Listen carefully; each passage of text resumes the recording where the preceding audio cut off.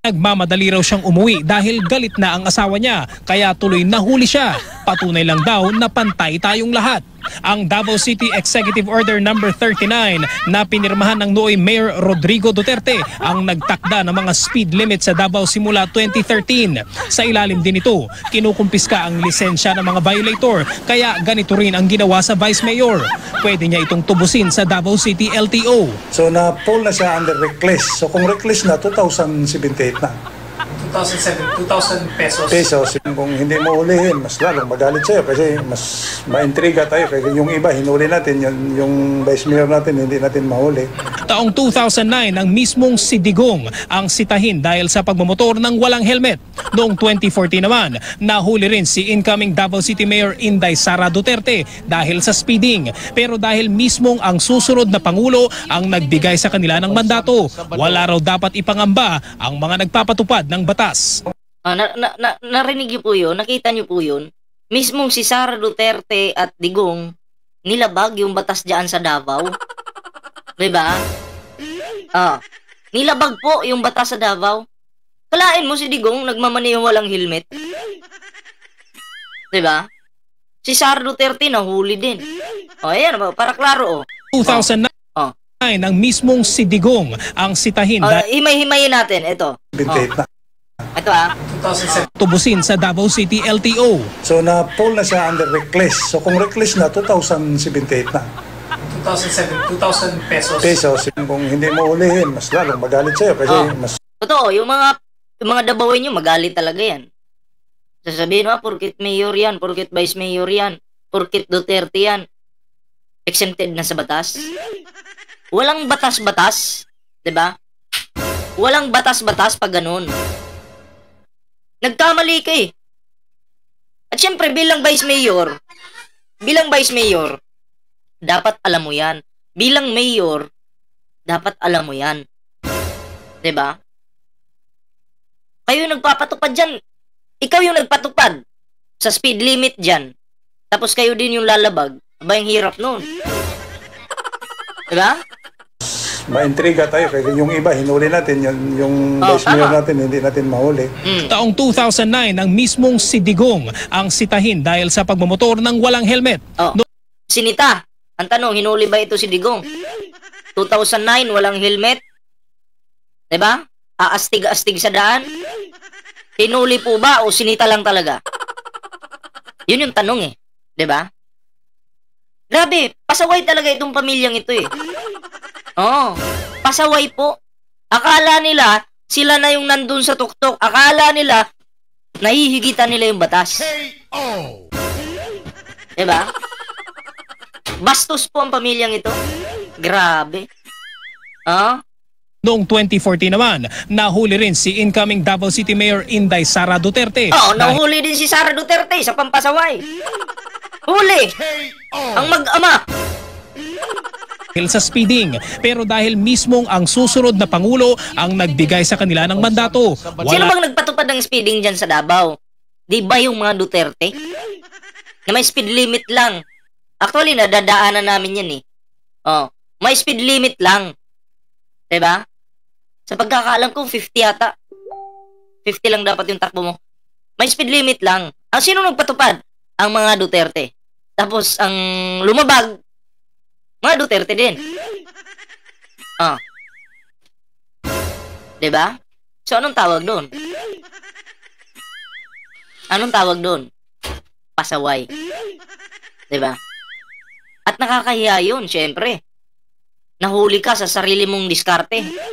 Sa sarili mong pinatupad na batas dyan sa Davao.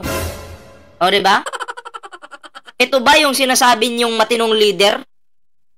Na siya mismo yung lumalabag sa ginawa niyang batas? Dyan sa Davao? Magmamaniho ka walang helmet? Gumaya naman yung anak mo, like father, like son nga eh. Father like son nga eh. Daughter pala. Sorry. Diba? Ay, ganun din. Ewan ko, Baste, hindi naman binalita na nahuli. Ang balita lang kay Baste, tanghali nang pumasok sa trabaho bilang isang mayor sa Davao City. At yung mga nasasakaupan niya, mga bangag lahat. Bangag. Ibig sabihin, gumagamit. Doon sa loob ng opisina niya. Oh. Gumagamit ng, siguro, asin. Diba? So anyway, meron pa tayong isang video yung bibigyan ng reaksyon. Pero, bago po yan mga pre, no, meron po tayong Facebook page dito, Ballpoint Man 2.0. At syempre, may Timberador po tayong Facebook page. Huwag kalimutang i-follow. At syempre, may TikTok po tayo, Ballpoint Man 2.0. Okay? So, yun na nga mga pre, no? At eto na. Sa hindi pa nakasubscribe sa ating YouTube channel, huwag kalimutang mag-like, share, and subscribe para naman po maging updated kayo sa lahat ng mga uploads natin. Okay? So, eto na mga pre, no? At bigyan po natin ito ng reaksyon. Itong bagong video po ito ni Digong, no? Okay. Tawag na akong Chinese. Paling sa ino na ko nga naay tay problema. Ang bugas nga rin gabalintong ang presyo. Balintong ba? Huwag kang mag-alala, Digong. Hindi ka naman nagugutom eh. Diba? Ayahay naman yung buhay mo eh. May 29 ang bigas. Ano pa nga hanapin nyo? Kung bumalintong yung presyo ng bigas ngayon, mas balintong sa panahon mo, Digong. Ayun, sig pang mangilad pa manintawanan eh. Karon ako dagang ingnon. Og dili gani na mabutang sa hustong presyo. Ipapatay ta ka. Oh, sinong papatayin mo? Pangulo? Yan na naman, umandar na naman yung ano ni Digong, yung kanyang kayabangan. Yung patay-patay niya. Digong, maawa ka sa sarili mo. Tama na yung mga patay-patay na yan. Wala nang humahanga sa mga ganyang estilo.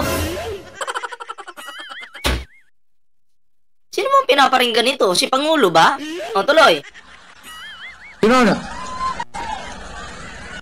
Bago ka magyabang dyan sa social media, Digong, pwede ba kasahan mo si Carbonell duelo? Diba? Para mapatunayan natin kung matapang ka ba talaga o bakla ka. Hindi. Si Carbonell kasi naghamon eh. Diba? Pinuntahan ka na nga sa Davao, diba? Mismong Davao. Hindi ka sumipot. Tapos itong mga tao na to na nakapalibot dyan, tuntua pa. Nakasmile pa. Diba? Nakasmile. Pero nung panahon ni Digong, nagtatago sa labas. Sa loob ng bahay, ayaw lumabas. Bakit? Baka mapagkaamalan daw sila. Daghang pa ko gisuli nga ipapatay ako ipatsa po. Nabog yung ko giingnan nga ipapatay ta ka. Pahuman ni gwapo ang presyo. So nawala akong problema. Ani man gud aning community of people. Oy, kailangan daw kasi babaan yung presyo ng bigas kasi si Digong magpapagawa ng cake na bigas. Oo, ipipicturean niya kasi birthday niya daw eh. Papagawa siya ng ganun. Kayo naman, babaan nyo kasi. People ba? Nagi bright di nga makauna-una kung saon pag kausapot tubig. Walay tubig, Manila, tanan. Ako sa Davao, tuko. Tawagan ako ang tubigiro ng ilang manager niya. Ina ako, tubangan po sa media, minaw. Mulupad ko ugma sa Manila. Ayaw uglupad. Dapat mo sakay ra ka. Kaya ang mulupad, lahi man na, wala man kay pakpak. So, lisod po ng mulupad ka, no? Ila. Putang ina, pag walay tubig nga muagas anang garipo. Awa na, di na ta maligo. Huwag na maligo. Kung walay gripo ang tubig. Punta ka dito Walay tubig ang gripo. sa dito takalumsan. Pedag. Dapat seryoso kasi yung usapin eh, no? Hindi yung puro joke. Mabubuhay ba kayo sa puro joke? Usaping pangbansa ito eh. 'Di ba? Tapos idadaan kayo sa pa-joke-joke. Inuhuli yung kiliti nyo, nagpahuli naman kayo. Pag nanalo yan, sasabihin nyo, pag may biktima sa inyo, ng mga, pag ito makabalik yung mga Duterte, example lang kahit malabo, okay? Example lang, makabalik mga Duterte sa Malacanang, sasabihin nyo, nabudol ako, dapat sana hindi ko na binuto noon pa. Wala na po, huli na yung lahat. Punta ako sa Manila. Nanay tubig. Anaman mo sulbat o kuhan. Galing ituglan ng puta. Dalawan o walay sapot. Presidente kagawa kay sapot. Ay, ano ako yung video ni Digong noon, yung muntik na siyang bumagsak. Oo. Bakit kaya nangyari kay Digong yun noon? Alam nyo kasi yung fentanyl sa ating katawan, ito i-google nyo. Yung fentanyl sa katawan ng tao, pag na-expired yan, manghihina ka. Parang ganun yung katawan mo di ba? Manghihina ka. At babagsak ka. Lalo na pag matanda ka na, katulad ni Digong. Siya nga muntik bumagsak Epekto po yun ng fentanyl. Di ba? Epekto, sabi nga ni Digong, 2 to 3 days yung niyan, yung visa. Diba? Tapos pag nakagamit ka niyan, sabi ni Digong dun sa isang interview, para kang yung malapit ka sa langit. Tapos lutang ka. Sarap sa pakiramdam. Yun sabi niya. Kaya dahil sa sobrang pagiging lutang, sobrang sarap sa pakiramdam, pag nakaakyat yan sa stage, kung ano-anong lumalabas sa bunganga niya. And then kinabukasan, paggising niya, nakalimutan na niya. Bakit? Kasi fentanyl Diba? So, duha. Oy, congrats din pala kay Atty. Claire Castro Ron, may katulo. Di na ta magpinulahay Di balik lakod ang druga. Mali. Nibalik na po daw ang droga. Pero nung nakaraang mga araw lang, may naharang na droga na 4 billion yata, may mahigit yun or 5 billion. May naharang, diba? Hindi nakalusot. So, kanino i-credit yun? Diba kay Pangulong Bongbong Marcos? Ang sabihin mo, Digong, wag mong sabihin dumami na naman yung droga. Mali. Ang sabihin mo, short na tayo sa droga. Yung mga kapwa ko bangag, nagwawala na dahil wala nang supply. Naharang ni PBBM Diba? Wala nang supply. Kaya ang sigaw ng kapwa ko bangag, ng mga DDS, Tatay Digong balikan na kasi hirap na kami, wala nang bato. Yung bato hinaharang na di na makalusot. Tatay Digong, please, balik ka na. Yun yung sigaw ng mga adik. Na bumalik yung leader, pinaka-leader, yung pinaka-adik. Pinaka-bangag. Diba? Dire sa Davao, Cebu, Manila. Dire sa Davao, Cebu, Manila, sabi ni Digong, bumabalik na naman daw yung droga. Tapos noon, wala. Bakit po wala noon? Kasi hindi nga binabalita. Anong sinasabi ni Sir Nicolas Torre? 2 ang logbook dyan o libro o notebook. Ano bang tawag dyan? Blue book. 2. Diba? So, ibig sabihin, yung mga krimen dyan sa Davao, dinudoktor. Diba? Ay, sasabihin ako. Diba, sabi nila, si BBM daw bangag. Bakit yung mga nahuling nagda-drugs katulad niyang Bisaya? Wala namang problema yung Bisaya. Kasi Matagalog man, Ilocano. Pero karamihan na nahuhuli, Bisaya. Di ba? Hindi, sa pagkakaintindi ko, halo-halo. Sa Davao kasi, sa Davao kasi, pag may nahuli doon, hindi binabalita. Hindi. Sa panahon ni Digong, hindi. Pero karamihan nga ngayon, yung mga nahuli sa Facebook, di ba? Sa Facebook, oo. Di ba, Hans? Yung mga nagsusuyop pa sa Bisaya pa. yung mga nagsusuyop na nagbibideo sa sarili, puros Bisaya yun. Bisaya ka din. Ay, hindi pala. Yun na nga, yung sinasabi ko, may Tagalog, may Bisaya, no? Oo. yung mga nagsusuyot ba? Wala yan sa lingwahe, wala yan sa lingwahe. Ang ibig po natin sabihin dito, diyan sa Davao, akala natin matino, akala natin walang krimen.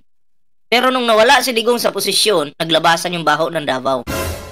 Bakit Diba? marami ba sa Davao? Marami! Yun ako po. Agad doon ako eh. Sabi nga ni Maruas, gusto mo, punta tayo sa paggawaan ng droga sa Davao. Binash ko pa nga si Maruas nun eh.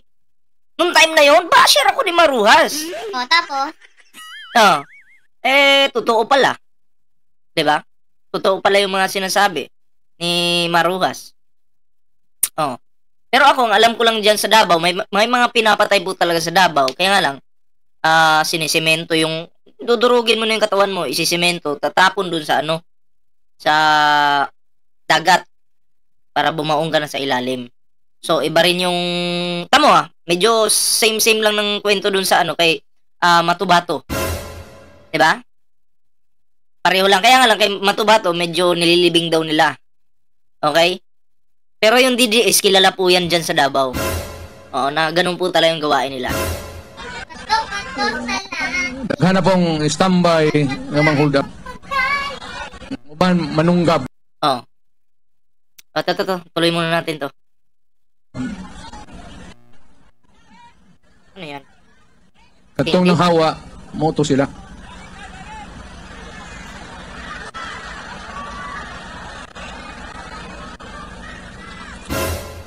Lutang man si Digong.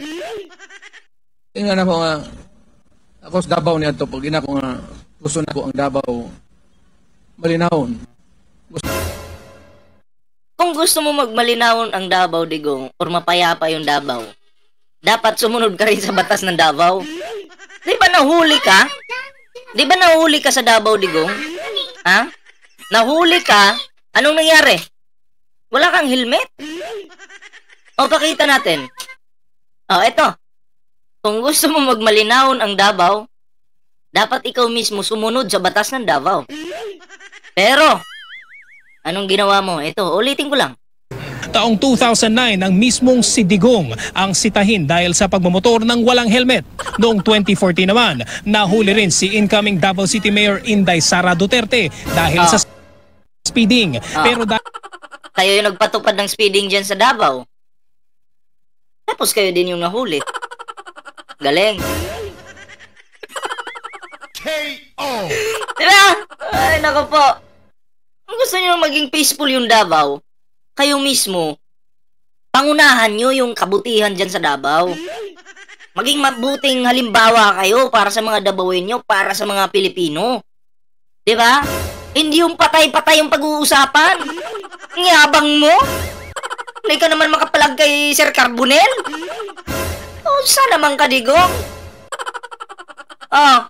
Tuloy. Gusto na ko ang Davao, makalakaw ang mga tao. Makauli ang mga estudyante, labid ang mga babae. Makalakaw ang mga tao. Pinatay nga ng DDS yung dyan, mga tao. Ano yung binulgar ni Bato-Bato? Pinagpapatay niyo di umano yung dyan, yung mga estudyante, mga babae pa yun Tapos bago patayin, ginalaw pa po nila. Ng mga DDS, ginalaw. Anong tawag doon? Huwag ka nga, Digong. Naku po. Ngaway pulled up sa jeep. Hinako, patsa silang daan tanan naron. Ilabay na sa ipahog na ang anak sa mga isda. Wala no? Puro kayabangan yung mga speech ni Digong dito. Wala po nga tamo kayo. Dari fertilizer wala po nga yun na tagasabutan hinay man ng signal Digong. Pero pag mabalik ko, bantay gano. Nagsigawan yung mga dami-dami nyo dyan, yun lang sumigaw. Di kinahalan, ang problema diha patyon gid mo, wala ilaing solusyon. Wala ilaing solusyon. Imo nang iprisuhon paggawa sa balik na adik Unya balik. Ba't di mo pinatay yung anak mo? Ba't di mo pinatay yung sarili mo? Adik Diba? Di, nagtatanong lang po ako Tanong lang yun. Usapang adik pala, papatayin yung adik. Bakit buhay ka pa? Balik na po, balik. Basta di naman tos, hiposo na lang. Pero ang gusto na ko, katog yung dagko, katong mga tunuladang di lang ko ka... Focus daw niya yung mga malalaki. Pero sa panahon niya, yung mga namatay maliliit. Habang yung mga malalaki kaibigan niya. Panibagong pangako, mapapako na naman. Parang 3 to 6 months lang ang ending na pako. Tapos nung bumaba siya sa pagka-pangulo ng Pilipinas, hindi pa rin natupad yung pangako. Sa totoo lang, hindi naman po talaga masusolusyonan yung droga sa bansa hanggat hindi nagkakaroon ng death penalty. Masusolusyonan yan. Kahit sino maging presidente. Oo, mababawasan. Oo, totoo yun. Pero, may pero. Hindi matatakot yung mga drug lord na magpasok dito sa ating bansa. At mga Pilipino na mga gumagamit, hindi rin matatakot yan. Hanggat walang death penalty. Yun yung realidad dyan. Kasi kukulong ka lang naman, buhay ka pa rin. Oh. Pero yung solusyon ni Digong na patay-patay, wala din yan. Mas nakakatakot po yung death penalty. Kasi yung talaga, dapat isabatas yan. Diba? Dapat isabatas yan. Naku po. Nasikuan nga, wala may ipakita si Duterte sa iyang panahon na mayor siya. Baya, na-raid sa Davao, na-footage. Raid na ko. Unom ka drug lords. Corrupt gid sila. Ipanitan ginako diya sila. Ganito kasi yan. Ganito yan. Papasok ka, drug lord ka, papasok ka sa teritoryo. Na hindi mo teritoryo. Teritoryo ni Digong. Papasok ka. Hindi ka pa nakipag-coordinate. Halimbawa lang. Eh si Digong, protector ng pulburon.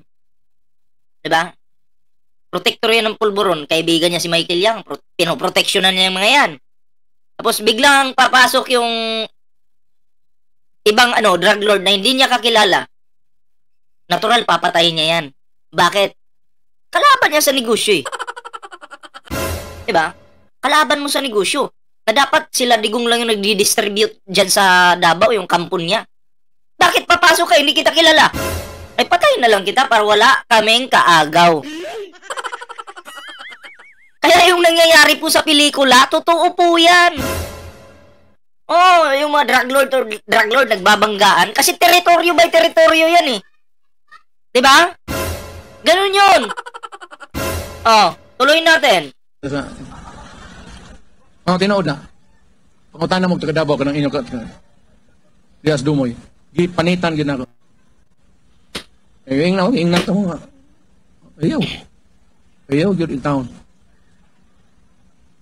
Muna ta sa crime na to. May problema ta sa bugas aton tiyan. Hindi matarong-tarong nila o kaning krimen nga na.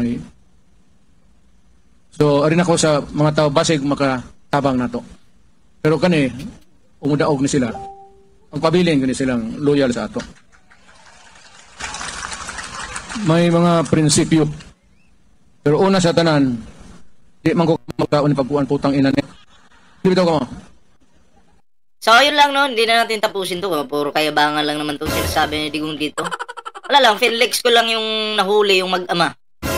No? Sa pinatupad nilang batas dyan sa Davao. Yan ba yung gusto nyong maging leader ng ating bansa, yung mga Duterte? Ako po, magiging basura yung ating bansa. Diba? So, yun lang mga pre, no? Siyempre, bago po tayo magtapos sa ating video ngayon, meron po tayong Facebook page dito, Ballpoint Man 2.0. And siyempre, mga pre, no?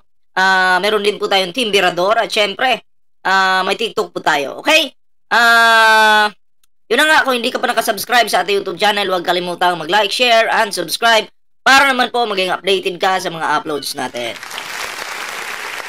And ring the notification bell mga pre para mag-notify po yan sa inyo. So yun lang muna yung ating video. Kita-kits po tayo sa susunod pang video.